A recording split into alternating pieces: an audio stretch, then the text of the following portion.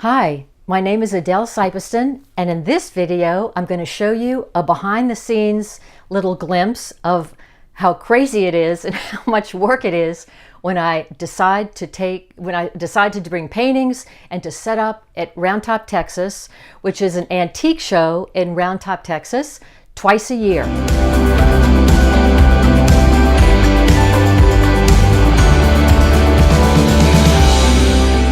So it is a big show. It's there we're open for 2 weeks, and I'll give you more detailed information later. But for now, let me show you. I'm in my studio, and just the planning of the painting and the furniture.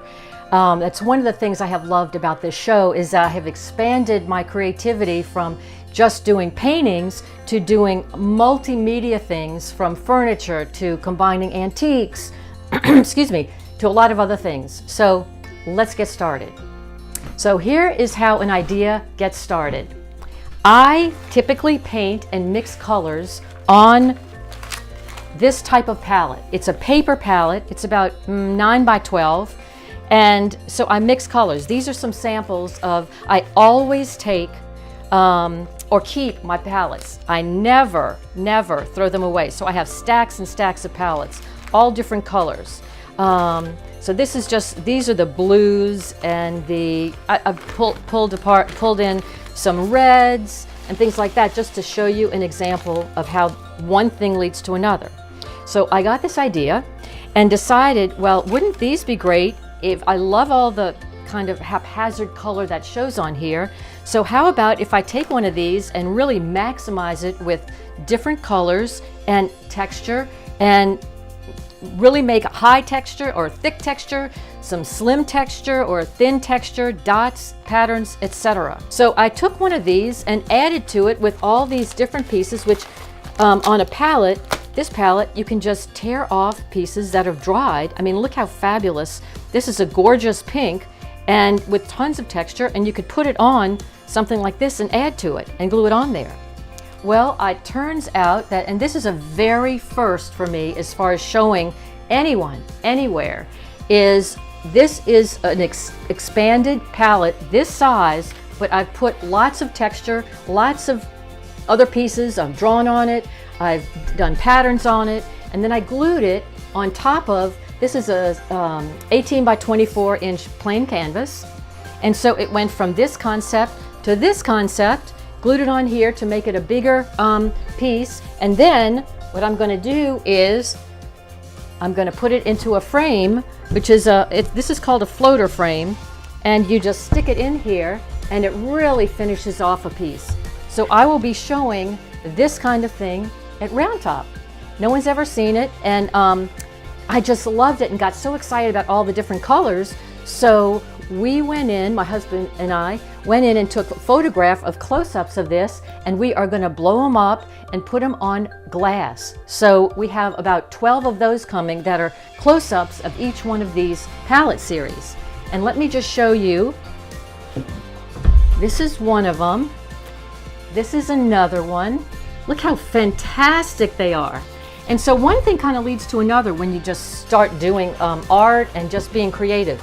This is another one. I love orange, but when I first started painting, my kids were really young, and so I would tear some of the sections of their paintings or their drawings off and glue them in my original work.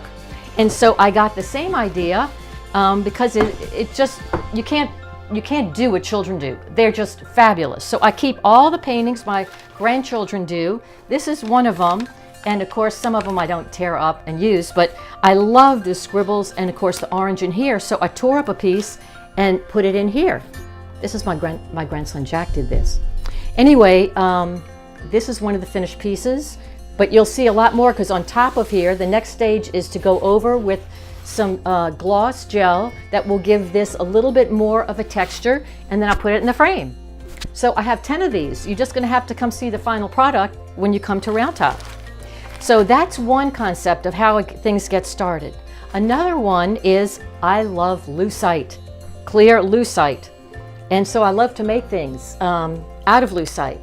So this is a 4-inch square, 2-inch thick block that I have custom made, and I decide to take pieces of paper. This is a wonderful piece of paper that I love.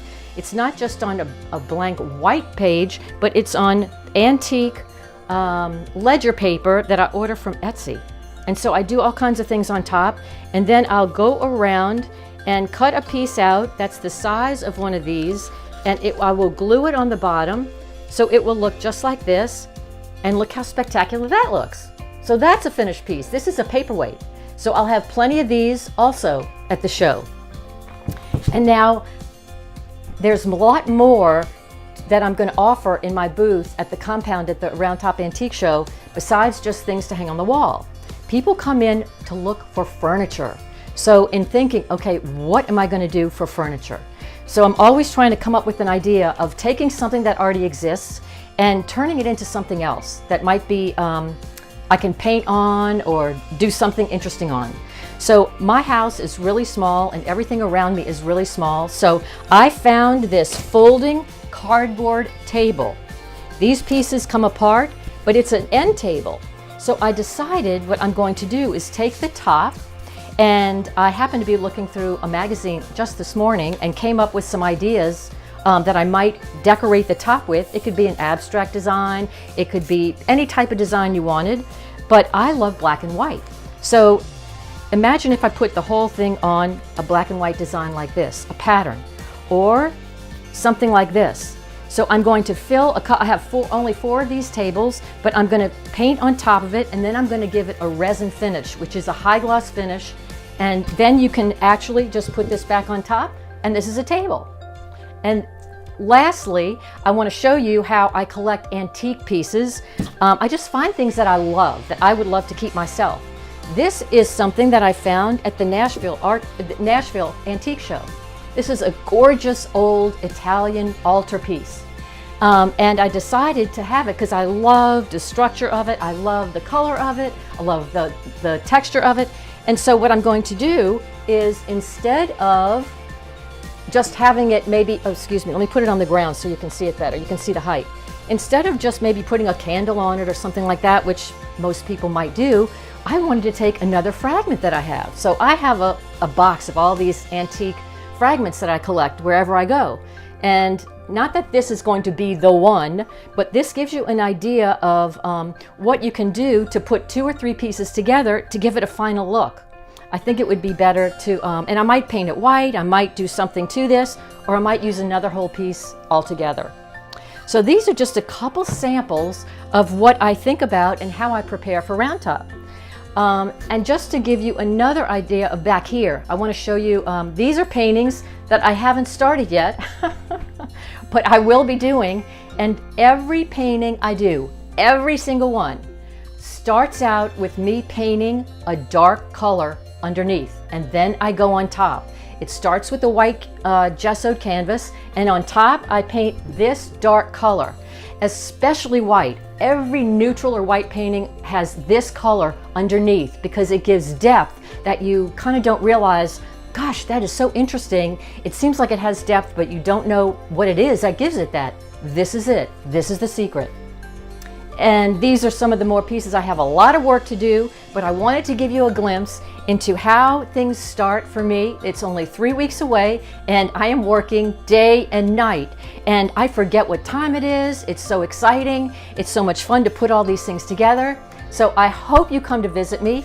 I'm at the compound at the Round Top Antique Show from March 23rd through April 6th. I'll see you there.